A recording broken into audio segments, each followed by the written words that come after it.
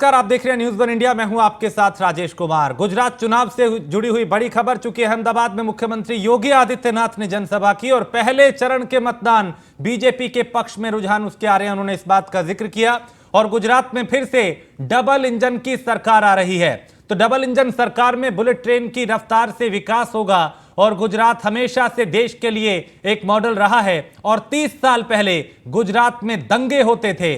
PM Modi के नेतृत्व में आज भारत आतंकवाद से मुक्त और गरीबी को सिर ढकने के लिए पीएम मोदी ने, यानी जो गरीब है उनको आवास दिए। तो यहां मुख्यमंत्री ने संबोधित करते हुए कई बातों का जिक्र किया, सरकार की उपलब्धियां गिनवाई, डबल इंजन की सरकार का जिक्र किया, कैसे केंद्र और राज्य बेहतर काम कर रहे हैं इस बात को उन्होंने गिनवाया, उपलब्धियां गिनवाई और विपक्ष पे वार किया।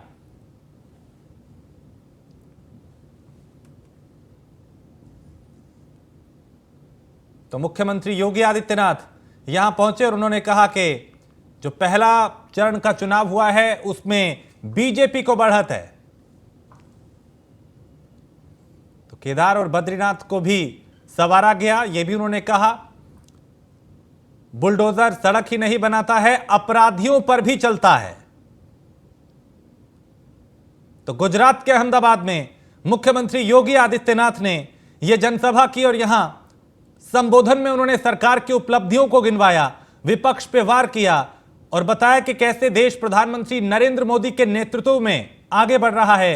गुजरात कैसे अपने आप में पूरे देश में एक मॉडल के रूप में सामने आया है और डबल इंजन की सरकार ने बेहतर काम किया है गुजरात को आगे ले जाने के लिए।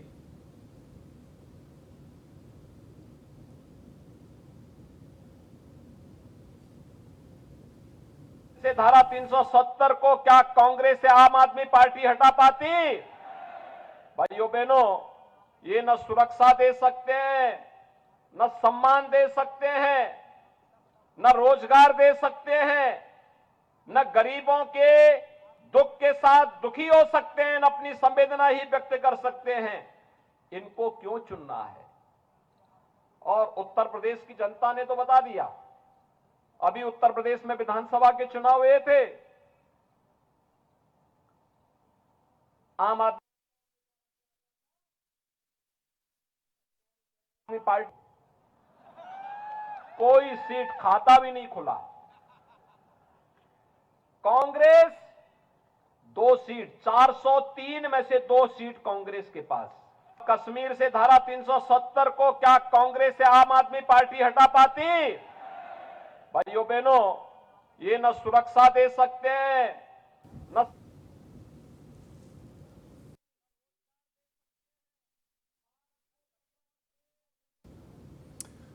और इस वक्त हम गुजरात के खेड़ा का रुख करेंगे, जहां मुख्यमंत्री योगी आदित्यनाथ इस वक्त संबोधित कर रहे हैं।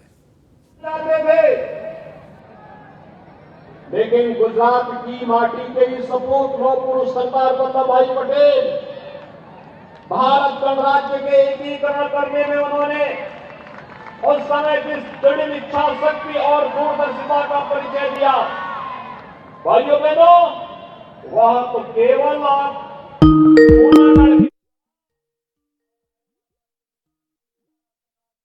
तो मुख्यमंत्री योगी आदित्यनाथ चूंकि चुनावी सभाओं को लगातार संबोधित कर रहे हैं, आज गुजरात चुनाव के प्रचार आज थम जाएगा और उससे पहले दिग्गज यहां मैदान में हैं, सभाएं की जा रही हैं, सम्मेलन किए जा रहे हैं, रोड शो किए जा रहे हैं, साधने की कोशिश की जा रही है और अपने संबोधन के जरिए यह बताया जा रहा है कि डबल इंजन की सरकार ने कैसे काम किया और विपक्ष पे वार भी किया जा रहा है। योगी आदित्यनाथ जो गुजरात में भी बुलडोजर का जिक्र कर रहे हैं, यूपी की कानून व्यवस्था का जिक्र कर रहे हैं, वो यहां पर भी डबल इंजन की सरकार जो है उनकी उपलब्धियों को गिनवाते हुए नजर आ रहे हैं।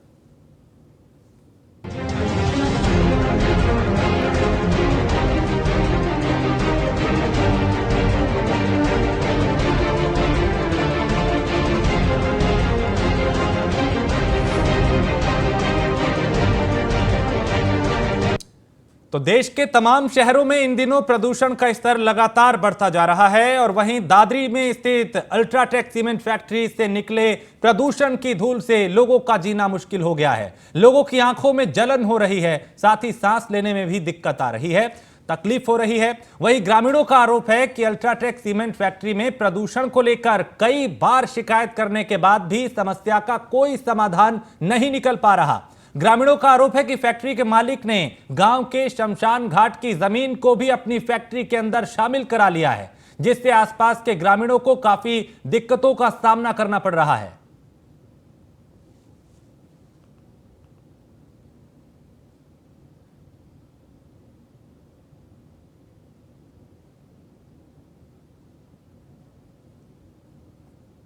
तो प्रदूषण के चलते यहां पे लोगों को कई तरह की दिक्कतों का सामना करना पड़ रहा है, सांस लेने में तकलीफ हो रही है और शिकायत के बाद भी यहां पे कोई कार्रवाई नहीं हो रही।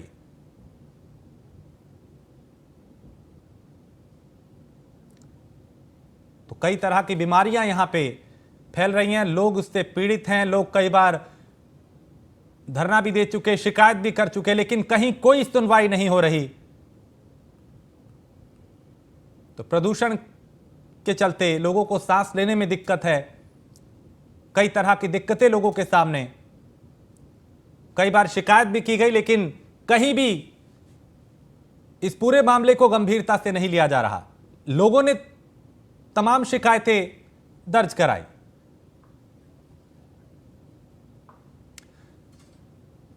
तो अल्ट्राटेक सीमेंट ऑफिस से प्रिया राणा की हम आपको एक रिपोर्ट दिखाते हैं, जिसमें लोगों ने आप बीती बताई और वहां के क्या कुछ हालात है वो आपको दिखाते हैं। प्रदेश में प्रदूषण का स्तर लगातार बढ़ता ही जा रहा है। अगर हम बात करें प्राधिकरण की, तो प्राधिकरण के तरफ से कई अहम कदम भी उठाए जा रहे हैं कि पॉल्यूशन को कम किया जा सके। आज हम एक ऐसे गांव में पहुंचे हैं जो आसपास के गांव हैं प्रदूषण से इतने परेशान हैं कि लोगों को काफ़ी समस्याएं हो रही है। इस वक्त हम मौजूद हैं दादरी में, जहां पर आप पीछे की तस्वीरों में देखेंगे तो दादरी में अल्ट्राटेक सीमेंट की ये फैक्ट्री है, जिससे लोगों को काफ़ी समस्याएं होती हुई नजर आ रही हैं। यहाँ के आसपास के बहुत सारे गांव हैं जो इस प्रदूषण को झेल रहे हैं। इन गांव वासियों का कहना है कि जो इस फैक्ट्री के आसपास 100 मीटर की दूरी में इनके घर हैं, तो इनके मुंह में ही सीमेंट आ जाती है। लोग खाने में सीमेंट खा रहे हैं। आखिर देखिए, ये गुहार लगाएं तो लगाएं किससे। लगातार इन्होंने अधिकारियों से शिकायत भी की, बावजूद उसके किसी भी समस्या का इनको कोई समाधान नहीं मिल पाया। आइए इन्हीं से हम जानते हैं कि और क्या क्या इनकी समस्याएं हैं। भैया, क्या नाम है आपका? मेरा नाम रमेश चंद शर्मा है। कौन से गांव? मैं गांव सिलारपुर का रहने वाला हूं। क्या समस्याएं? देखिए, अल्ट्राटेक सीमेंट की ये फैक्ट्री ये अल्ट्राटेक हमारे गांव सिलारपुर की, नरौली की या दादूपुर की ज़मीन में लगा हुआ है। ये अल्ट्राटेक प्लांट लगा तो सभी लोगों को बहुत खुशी थी, एक रोज़गार मिलेगा, वो मिलेगा, सब चीज़ होगा। लेकिन इससे अब सारे इतने प्रभावित, ना तो कोई रोज़गार मिला ना कुछ हुआ। लेकिन इससे पॉल्यूशन इतना पैदा हो रहा है, लोगों को बीमारी हो रही है, सांस की बीमारी हो रही है, गले की है, एलर्जी हो रही है, आँखन में एलर्जी है। इन्होंने हमारे गाँव की शमशान की ज़मीन भी अपने कब्जे में प्लांट के अंदर 4 दीवारी में ले रखी है। दादूपुर के शमशान की ज़मीन भी जो शमशान के नाम दर्ज है वो भी एक्वायर कर ली है। ये लोग, प्रशासन भी सुनने को तैयार नहीं है, ये भी सुनने को तैयार। शमशान की जमीन है जैसा आप बता रहे हैं अंडर की, तो कोई संस्कार करने कैसे वहाँ जाता है? अब इन्होंने क्या करा, शमशान की ज़मीन कर ली, किसानों ने अपने खेत में दे दी और नहर की पटरी पर अंतिम संस्कार करते हैं। ऐसी नरौली के शमशान, नरौली का रास्ता भी बंद कर दिया। ये रास्ता आम रास्ता था, इन्होंने अपना रास्ता ये भी बंद कर दिया है। समस्या इतनी है इन छोटे छोटे इंडस्ट्रीज़ों का, बस ज़िंदगी दुश्वार हो रही है। पॉल्यूशन मेन समस्या, और पॉल्यूशन की वजह से और बहुत सी बीमारी जन्म ले रही हैं। इनकी कोई अपनी रेस्पॉन्सिबिलिटी नहीं है CSR के अंतर्गत। मैं सिलारपुर का रहने वाला हूँ। जैसे ये बता रहे हैं कि समस्याएं हो रही हैं, और क्या क्या समस्याएं? जैसा इन्होंने बताया कि खेत में काम करने के लिए मजदूर नहीं आ पा रहे। मजदूर नहीं आ पाता खेत में काम करने के लिए। ये गांव सालारपुर कला है जी, पटाटी है, नरौली है, दादूपुर है, सालारपुर के खरक हैं जी। खरक हैं, खटाना है, काफ़ी गांव हैं। इनकी ज़मीन गई है। फसल पे जब ये काबू कर लेते हैं, पूरी डस्ट जाती है, तो हमारे जो ढोर है ना तो वो चारे को खाते और ना ही हमें कुछ उसमें से फिर मिलता जी। ये सुनते भी नहीं है, ये बटन भी नहीं देते इसमें भीतर। जब आप लोग शिकायत करने यहाँ पहुँचते हैं तो क्या कहते हैं ये लोग? कहते हैं, कहेंगे, फिर कोई सुनवाई नहीं होती। देखिए, ये थे यहाँ के ग्रामीण वासी जो अल्ट्राटेक सीमेंट फैक्ट्री के आसपास यहाँ पर रहते हैं। इन सभी लोगों का कहना है कि इन्हें इतनी समस्याएं हो रही हैं कि इनकी आंखों में जलन है। और देखिए, इतना तक कह रहे हैं कि जो ये लोग आटा खाते हैं चक्की से पिसवाकर, उसमें भी सीमेंट मिल जाती है, जो इनके शरीर में जा रही है और लोगों को अलग अलग समस्याओं से जूझना पड़ रहा है। और देखिए, अल्ट्राटेक सीमेंट फैक्ट्री की हम आपको तस्वीरें इस वक्त दिखा रहे हैं। इस कदर मिट्टी उड़ती है, इस कदर जो है यहाँ पर गंदगी देखने के लिए मिल रही है कि लोगों को काफ़ी समस्याएं हो रही हैं। सरकार से भी गुहार लगा रहे हैं, अधिकारियों से भी इन्होंने गुहार लगाई। साथ ही इन्होंने अल्ट्राटेक सीमेंट फैक्ट्री के जीएम का भी नाम लिया, जिसमें कि जीएम इनकी कोई सुनवाई करते हुए नजर नहीं आ रहे। तो आखिर जो ये ग्रामीण वासी हैं, जाए तो जाएं कहाँ और गुहार लगाएं तो लगाएं कहाँ। अब देखना होगा कि कैसे इन ग्रामवासियों को यहाँ से निजात मिल पाती है। न्यूज़ 1 इंडिया से मैं प्रिया राणा, दादरी। और प्रिया ज्यादा जानकारी के साथ हमारे साथ यहीं से हमारे साथ सीधा जुड़ चुकी हैं। प्रिया, चूंकि आप वहां पे गई, आपने वहां के हालात दिखाए और वहां पे लोगों से बात की, दिक्कतें कई तरह की हैं, क्या वजह है कि शिकायतों के बाद भी इस समस्या को गंभीरता से प्रशासन नहीं ले रहा? जी राजेश, बिल्कुल देखिए, अगर हम बात करें यहाँ के आसपास के ग्रामीण वासियों की, तो वो लगातार अल्ट्राटेक सीमेंट फैक्ट्री जो है, इससे जो पॉल्यूशन निकलता है उससे वो लगातार परेशान है। क्योंकि देखिए, ग्रामीण वासियों का कहना है कि ना तो उनके पशु वहाँ पर चारा खा रहे हैं, ना उनकी जो फसल है वो उग पा रही है, तो लगातार देखिए परेशान है। जैसे ही मान लीजिए अब हम अल्ट्राटेक सीमेंट फैक्ट्री के बाहर इस वक्त खड़े हैं, तो आप तस्वीरों में देखेंगे तो यहाँ पर जो मजदूर काम कर रहे हैं, इनफैक्ट इन्होंने भी मास्क तक नहीं लगाया है। और लगातार देखिए बिल्कुल पीछे वो प्लांट है जहाँ पर जो ये बड़े बड़े ट्रक खड़े हैं, वहाँ पर ये जाते हैं, जैक के द्वारा इन्हें उठाया जाता है। और जब जैक के द्वारा इन्हें उठा के जो मटेरियल सीमेंट बनाने का होता है उसे गिराया जाता है, तो एकदम काला आसमान हो जाता है। और वही करीब 100 मीटर की दूरी पर ग्रामीण वासियों के घर हैं, जो उनकी सफ़ेद दीवारें हैं वो काली हो चुकी है। ग्रामीण वासियों का कहना है कि वो सीमेंट खाने को मजबूर हैं। लोग आटा खाते हैं, उससे रोटी बना करके, और यहाँ पर जो ग्रामीण वासी हैं वो सीमेंट खा रहे हैं। देखिए, उनका आरोप है कि जो वो रोटी खा रहे हैं उसमें भी वो सीमेंट खा रहे हैं, जिसकी वजह से उन्हें काफ़ी समस्याएं हो रही है।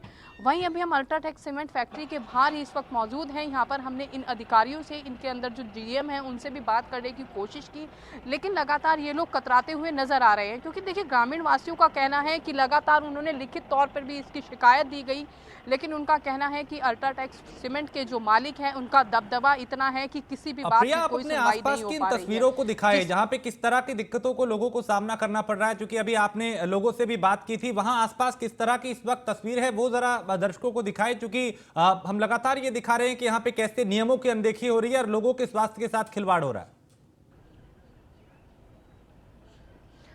जी बिल्कुल, जैसे कि आप तस्वीरों में देखेंगे कि पीछे की तरफ बिल्कुल हम अल्ट्राटेक सीमेंट फैक्ट्री के बाहर ही मौजूद हैं। यहाँ पर देखिए नंबर लगते हैं, बड़े बड़े ट्रक जो हैं यहाँ पर लगातार खड़े हुए हैं और इनके नंबर्स लगते हैं। जब ये अंदर पहुँचते हैं तो देखिए यहाँ पर जो सबसे बड़ी बात है, लेबर काम कर रही है, जिंदगी और मौत से जूझ रही है। क्योंकि पॉल्यूशन का स्तर इतना ज़्यादा बढ़ रहा है कि लोगों को काफ़ी समस्याएं हो रही हैं। वो तो ग्रामीण वासियों की तो है ही, लेकिन यहाँ पर जो काम करने वाले कर्मचारी हैं, इनके मुंह पर भी आपको मास्क देखने के लिए नहीं मिलेगा। वहीं देखिए, ये बिल्कुल फैक्ट्री का मेन गेट है, उसके बाहर जो प्लांट लगा हुआ है, जब यहाँ से ट्रक वहाँ पर पहुँचते हैं और जैक के जरिए उठाए जाते हैं, तो एक धूल का गुब्बार जो है देखने के लिए मिलता है। वहीं 100 मीटर के घरों जो है आसपास के सभी लोग परेशान हैं, लगातार गुहार लगाए हैं। उनका कहना है कि डीएम, एसडीएम सबसे वो गुहार लगा चुके हैं, लिखित रूप में भी दे चुके हैं, लेकिन बावजूद उसके कोई सुनवाई नहीं हो रही। हालांकि देखिए, जब ये फैक्ट्री बनी थी तो ये किसानों ने अपनी ज़मीन दी थी। किसानों का कहना है कि रोज़गार का उनको एक लालच दिया गया कि रोज़गार उन्हें दिया जाएगा, लेकिन ना तो उनको रोज़गार मिला और यहाँ पर जो वो खा रहे हैं वो खा रहे हैं सीमेंट। अगर आप देखेंगे बाहर इस वक्त हम रोड पे खड़े हैं, तो रोड की तस्वीरें भी अगर आप देखेंगे तो यहाँ पर भी एक मोटी जो है सीमेंट की चादर फर्श पर भी चढ़ी हुई है। तो देखिए लोग कितने परेशान हैं, गुहार लगा रहे हैं। आखिर देखिए, हम इनके ऑफिस नोएडा सेक्टर 16 में भी गए थे, जहां पर हमने इनके अधिकारियों से बात करने की कोशिश की, लेकिन वो कतराते हुए नजर आए। क्योंकि देखिए, अपने आप में ग्रामीण परेशान है। जब हम लोग उनके ऑफिस में पहुंचकर बात नहीं कर पा रहे हैं, तो आखिर ये ग्रामीण जाएं तो जाए कहाँ? क्योंकि प्रदूषण का स्तर इतना बढ़ चुका है, यहाँ पर लोग बीमार हो रहे हैं, छोटे छोटे बच्चों को बीमारियां हो रही हैं। वहीं पास में गाँव में एक स्कूल है जिसमें नन्हे मुन्ने बच्चे हैं, उनकी आंखें जो हैं लगातार वीक होती जा रही है, ऐसा बच्चों का कहना है। तो आखिर देखिए राजेश, ये लोग गुहार लगाएं कहाँ? और इस जो बीमारी है जो इससे फैल रही है अल्ट्राटेक सीमेंट फैक्ट्री से, तो इससे ये निजात कैसे पाएंगे? अब ये देखना होगा, क्योंकि न्यूज़ 1 इंडिया लगातार ग्रामीणों की आवाज़ उठा रहा है ताकि उन्हें इस प्रदूषण से राहत मिल सके। क्योंकि एक गाँव नहीं है, आसपास बहुत सारे गाँव हैं, पास में एक नदी है जहाँ पर आप देखेंगे तो वहाँ पर भी एक मोटी सीमेंट बिछ जाती है। जब ये कंटेनर पलटते हैं, जैक के द्वारा उठाए जाते हैं और 24 घंटे काम यहाँ पर चलता है। एक साउंड जो है वो लगातार लोगों को आसपास के घरों में सुनने के लिए मिल रहा है, जिससे लोगों को सुनने की भी समस्याएं हो रही है और लगातार लोग परेशान हैं। अब देखना होगा कि इन्हें कैसे यहाँ से निजात मिल पाएगी, क्योंकि लगातार ये लोग, इनका कहना है कि अगर हमारी कोई सुनवाई नहीं हुई तो हम यहाँ धरने पर बैठेंगे, क्योंकि देखिए उनकी फसलें भी खराब हो रही हैं, बिल्कुल, उनके यानी पशु लोगों चारा को कई नहीं खा तरह रहे की हैं, समस्याओं का मजदूर सामना खेतों में करना काम पड़ रहा है कर प्रिया, और ये एक बड़ी उनके सामने चुनौती भी है और दिक्कत भी है। अब देखना होगा प्रशासन इस पे कब संज्ञान लेगा। बहुत शुक्रिया प्रिया इस तमाम जानकारी के लिए। तो अल्ट्राटेक सीमेंट जो है वो नियमों की अनदेखी कर रहा है और इसका असर सीधा सीधा लोगों के स्वास्थ्य पे पड़ रहा है। आगे बढ़ते हैं। 3 सीटों पर उपचुनाव आज है और इसका चूंकि प्रचार जो है आज अंतिम दिन है, चुनाव तो 5 तारीख को है, लेकिन प्रचार लगातार किया जा रहा है और आज प्रचार थम जाएगा और इसलिए रामपुर, मैनपुरी और खतौली सीटों पर आज प्रचार शाम 5 बजे खत्म हो जाएगा, शोर थम जाएगा। तीनों सीटों पर 5 दिसंबर को मतदान होना है और उससे पहले दिग्गज चुनावी मैदान में हैं। सभाएं, सम्मेलन, समीकरण बनाए जा रहे हैं, संबोधित किया जा रहा है।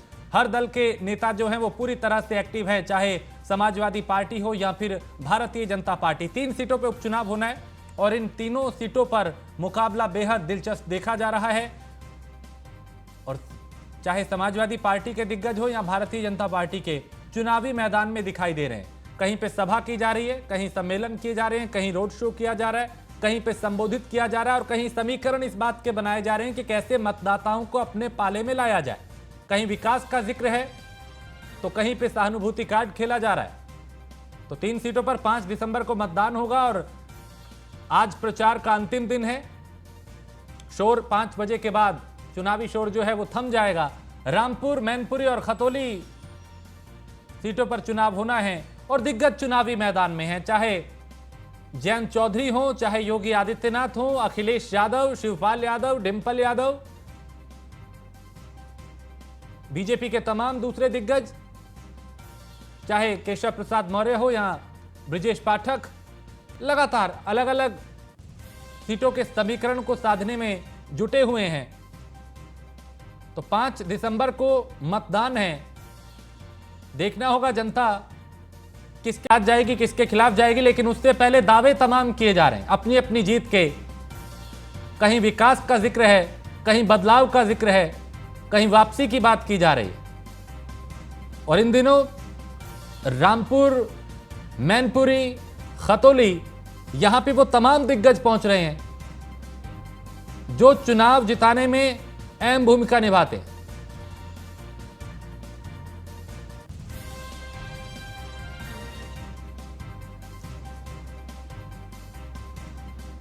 तो इस खबर पे ज्यादा जानकारी के साथ रामपुर से फहीम खान हमारे संवाददाता, मुजफ्फरनगर से सचिन जौहरी हैं और मैनपुरी से नदीम सिद्दीकी हमारे साथ जुड़ चुके हैं। सबसे पहले रामपुर का जिक्र करते हैं। रामपुर से फहीम है। फहीम, रामपुर में चूंकि आज चुनावी शोर थम जाएगा, किस तरह के समीकरण बन रहे हैं, दिग्गज चुनावी मैदान में हैं?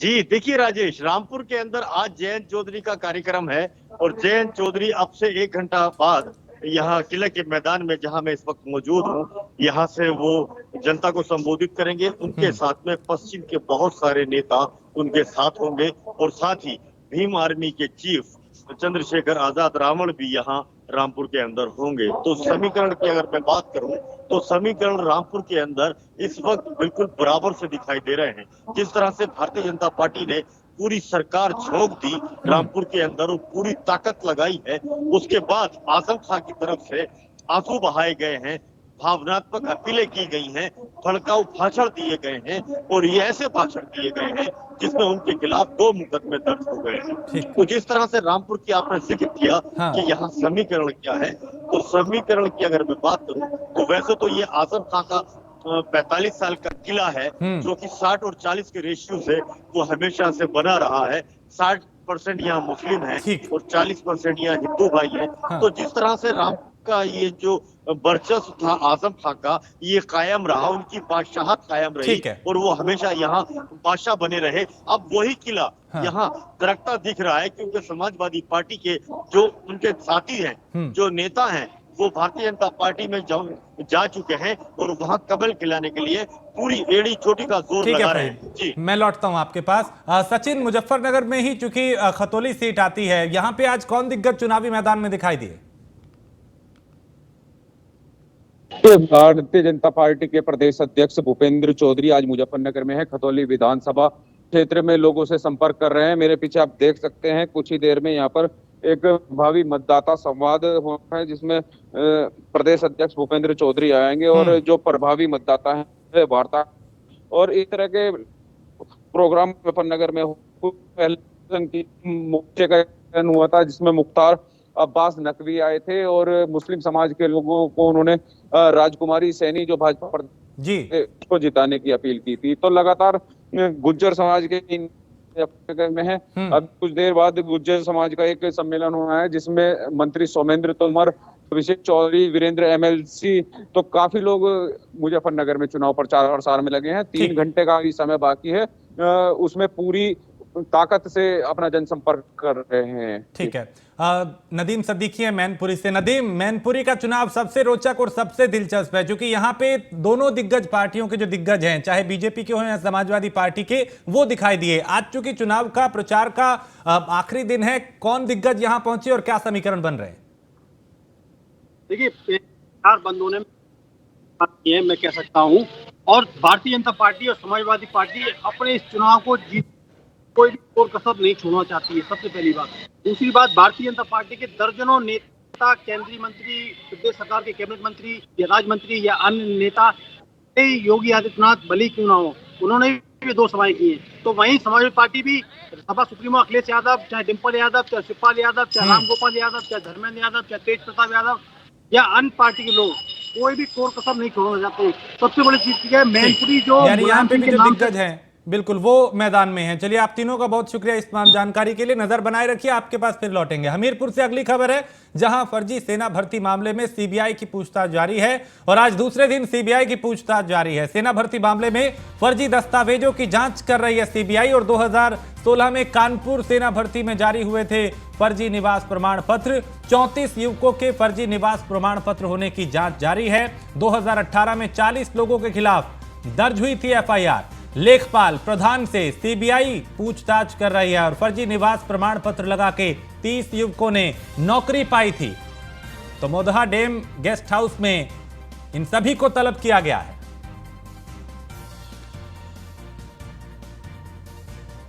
और अभिषेक कश्यप इस खबर पे ज्यादा जानकारी के साथ। अभिषेक, ये जो फर्जी निवास प्रमाण पत्र मामले में सीबीआई जांच कर रही है, क्या कुछ इस बारे में आपके पास और जानकारी?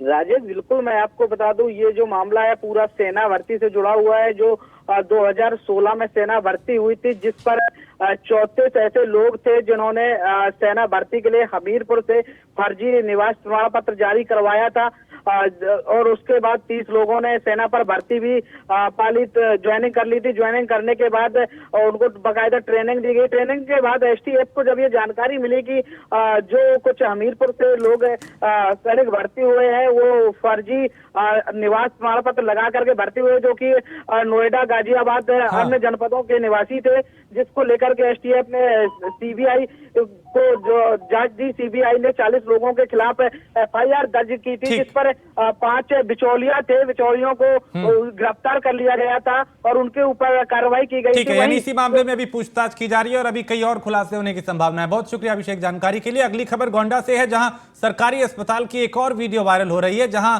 फर्श पर तीमारदार और बेड पर जो कुत्ता है वो सो रहा है। मरीजों के लिए बेड नहीं है और यहाँ पे जो आवारा कुत्ते हैं वो किस कदर यहाँ पे दिखाई दे रहे हैं बेड पे, इससे अंदाजा लगाया जा सकता है कि यहाँ की व्यवस्था किस कदर चरमरा गई है। इससे पहले भी कई बार इस तरह के वीडियो सामने आ चुके हैं।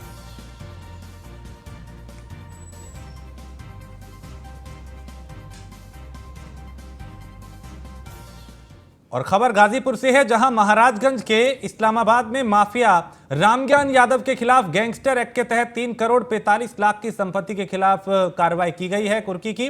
और अवैध रूप से धन अर्जित कर माफिया रामज्ञान यादव ने अपनी पत्नी, भाई और भाई की पत्नी के नाम से संपत्ति बनाई थी। और वहीं सीओ सिटी गौरव कुमार ने बताया कि जिलाधिकारी के निर्देश पर गैंगस्टर एक्ट की धारा के तहत यह कार्रवाई की गई।